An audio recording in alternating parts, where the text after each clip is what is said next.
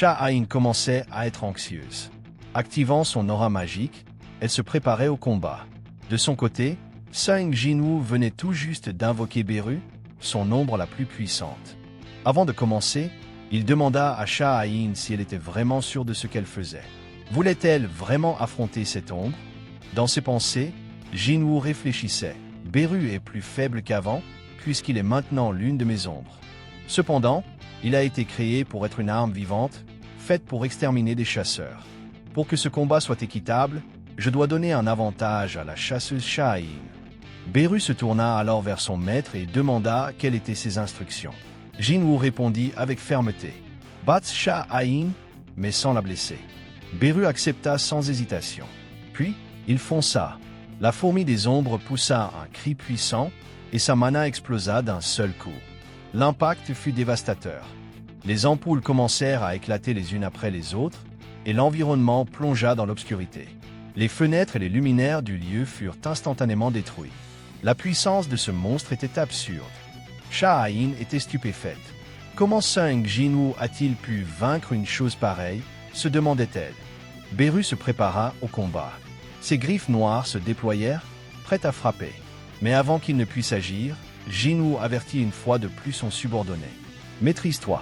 Si jamais tu la blesses, tu ne seras pas pardonné. » Beru craignait d'être rejeté par son roi. Il suivrait donc ses ordres à la lettre.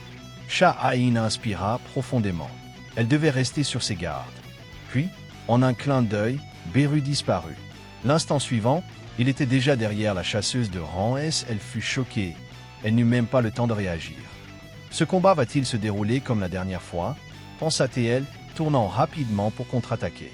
Mais cette fois, elle n'hésiterait pas. Elle attaqua sans réfléchir à deux fois. Cependant, cela ne servit à rien. Beru intercepta sa lame avec seulement 3 doigts.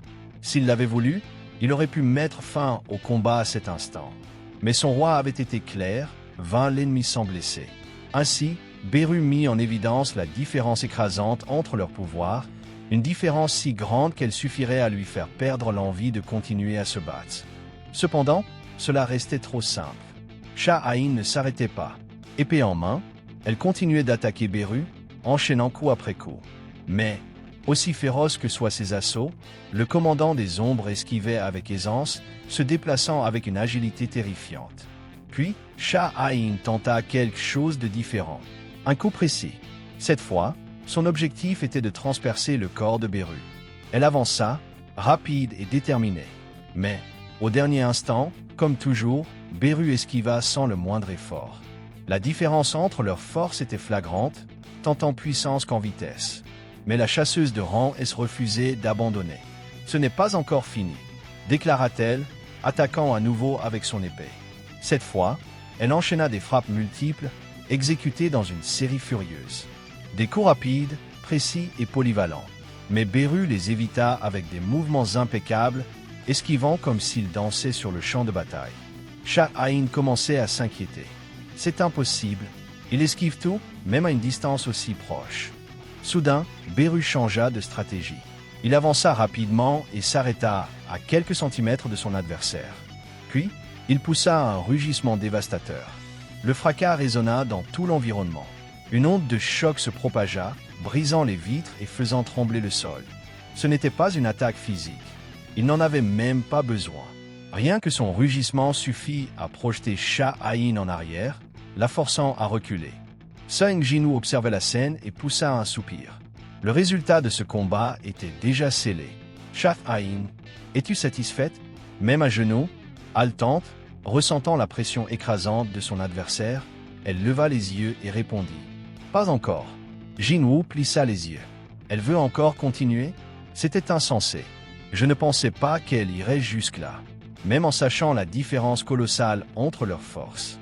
Beru n'était pas un simple soldat. Il était intelligent. Mais au fond, sa véritable nature était celle d'une arme d'annihilation absolue. Jinwoo pouvait le ressentir.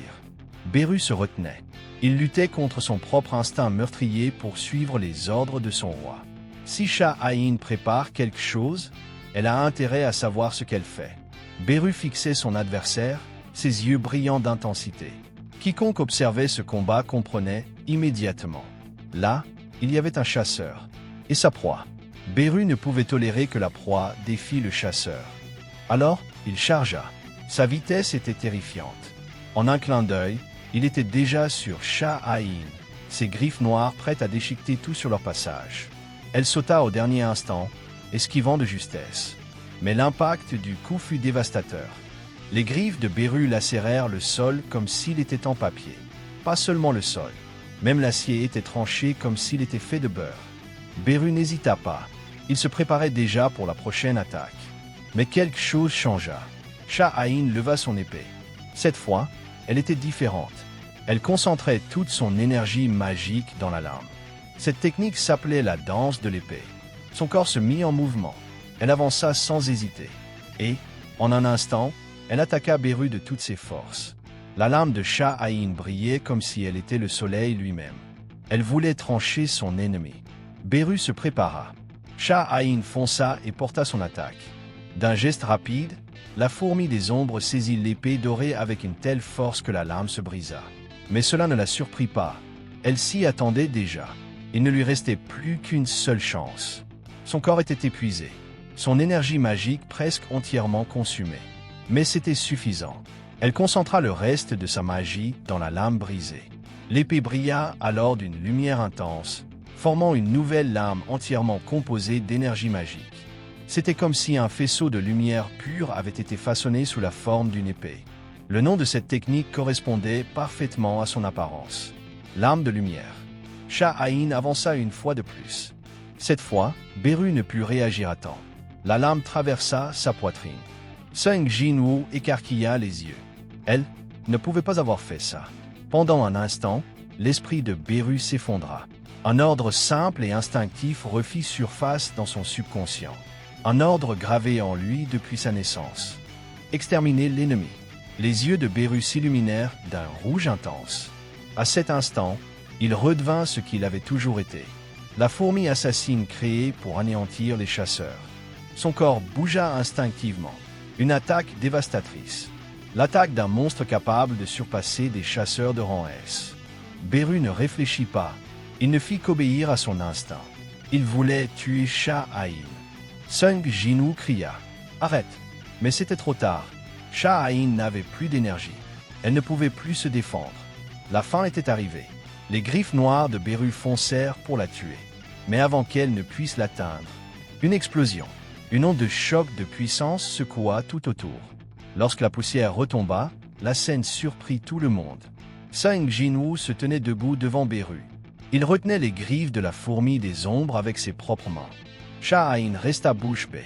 Même Beru se figea, retrouvant soudainement ses esprits.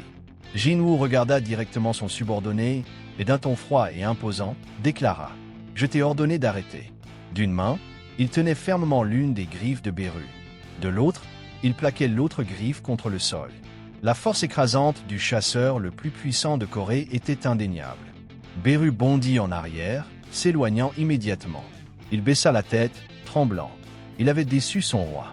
Alors, il s'agenouilla devant Jinwoo et d'une voix tremblante, implora « Mon roi, je vous en prie, pardonnez-moi ». Jinwoo poussa un soupir. Il savait que Beru n'avait pas agi de son propre chef.